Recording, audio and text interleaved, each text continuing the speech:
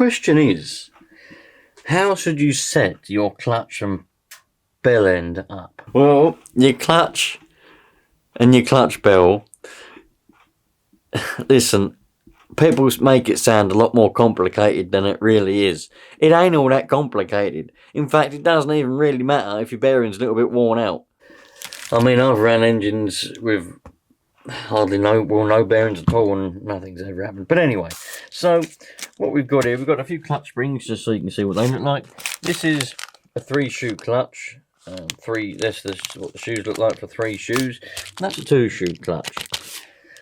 I've got this T15 engine. I'm in the middle of taking it apart anyway, because I'm probably going to take it apart and rebuild it and put it in my Rush. So I thought we could have a look at the clutch. So this is the flywheel there. That's the flywheel. This is the clutch bell. I call it a bell end sometimes just because it's an immature way of saying it, and I find it funny. So if you take that off, you can see that there is a bearing. On this particular one, there is... Oh, it doesn't want to come out now. Bloody typical. Absolutely bloody typical. They always fall out when you don't want them to fall out. But then when you want it to come out, it won't bloody come out. Oh well, you can see there is a bearing in there. Now sometimes, on some clutch bells, there's 2 bearings. Let me get this out so you can see it. Now this particular one has a bearing like that. Some would call that a roller bearing. Now, usually, more commonly than that, there will be an inner bearing which slots in there and an outer bearing which slots on the outside. That's more common. That's probably what you're going to come across. So there'll be 2 bearings, but it just so happens this one only has 1. This is a 2-shoe flywheel, so it's got 2 shoes. The clutch springs go on the outside, and what they do is they push the shoes in, and it's called a centrifugal clutch because it uses centrifugal force when the engine's spinning, the crankshaft is spinning, the flywheel is thus spinning, and centrifugal force is pulling the clutch shoes out like that.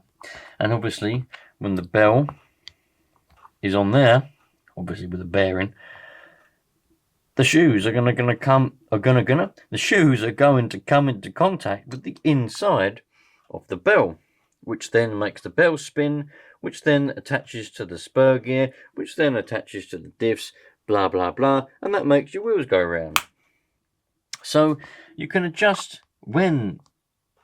how much centrifugal force your shoes need in order to start to move and start to go out. Obviously, tougher springs will mean that they will be pushed inwards, more, and it will need more higher revs, and that means more centrifugal force will be needed to pull out the shoes. So if you want to be able to rev up your engine and not have the clutch engage, you need tougher springs, because then you'll be able to rev it up, nothing will happen, and then when you want to finally go, you pin it and it will rev up, and all of a sudden it will go. If you want it to be engaging on lower revs so that you can only rev it a little bit and it will start to move very smoothly without jolting, you need softer springs. I don't know what these are, they're just springs. So that's one thing. Now a lot of people say to me, and I know there's going to be, this is going to cause bloody controversy, because a lot of you people, for some reason, have got it in your head. Listen, what I do is what I do. My experience is my experience, okay? What other people say, just because I say it doesn't mean it's the fact, or it's the way, or it's the best way, nothing like that. It just means what I think, and it means my experience, okay? People say you must have perfect bearings in your clutch bell, because if you don't, what is actually going to happen if your bearings are a bit worn? I mean, bearings are very important things, but when it comes to the bearing in this clutch bell. Let's look at what is actually going to happen, right? Because this bearing is slightly worn out. I mean, I'm still going to run this, and I would still run it, but it means it's slightly wobbly on there. You know, it moves side to side. It should be a tight fit. There should be no play in that whatsoever.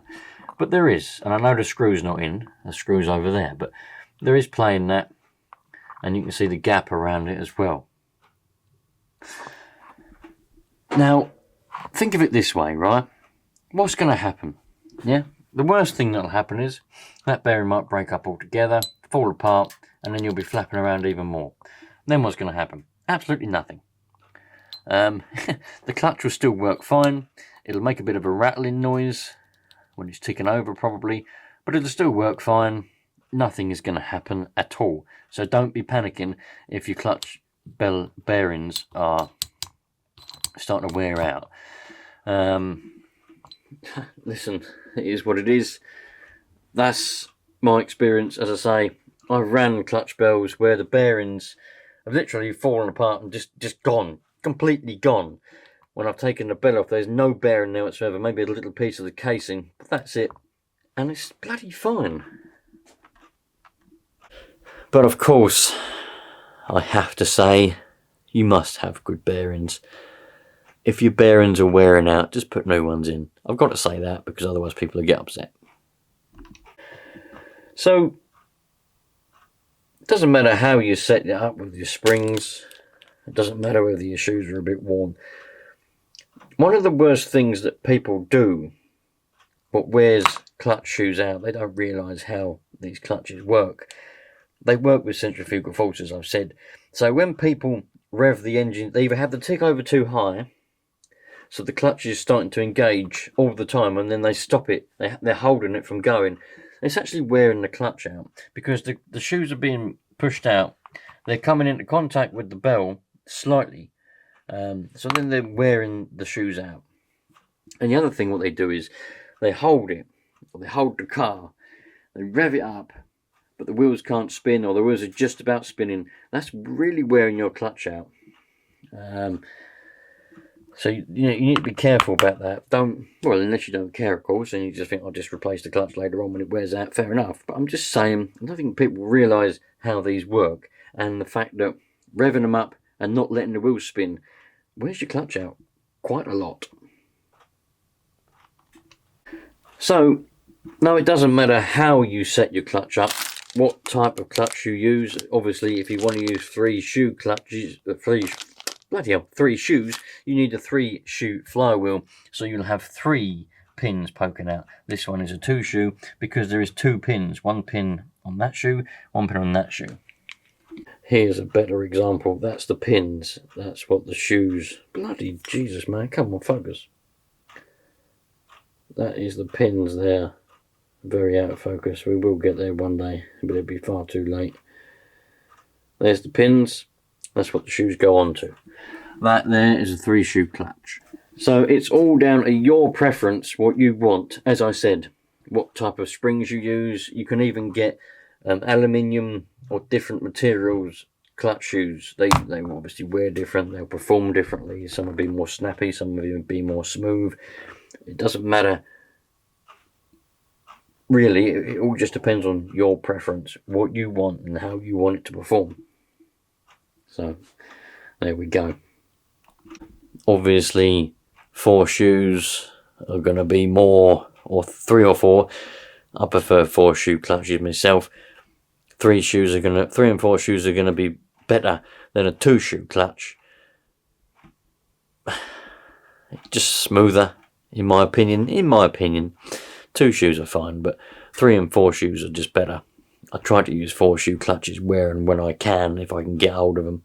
Sometimes they don't. The flywheels don't fit on certain engines, so you have to go with a 2-shoe or maybe even a 3-shoe. But there we go. Hopefully that's brought to light some of the mysteries of clutches, centrifugal clutches on nitro engines, and the fact that it just doesn't matter how you set it up. It's down to your preference. There may be some cases on some cars where you need to use different types of springs because of the diffs or some other bollocks, but to my in my opinion, no. Unless there is something specific, but then it will be specific and you'll know about it because it will be specific to that car or to that diff or to whatever, what type of clutch you need to use. In general, it's down to your preference, how you want it to run, how you want it to perform. So there we go. I'll see you on the next one. Take care. Treat people nicely. Treat people how you'd like to be treated. And I'll see you later.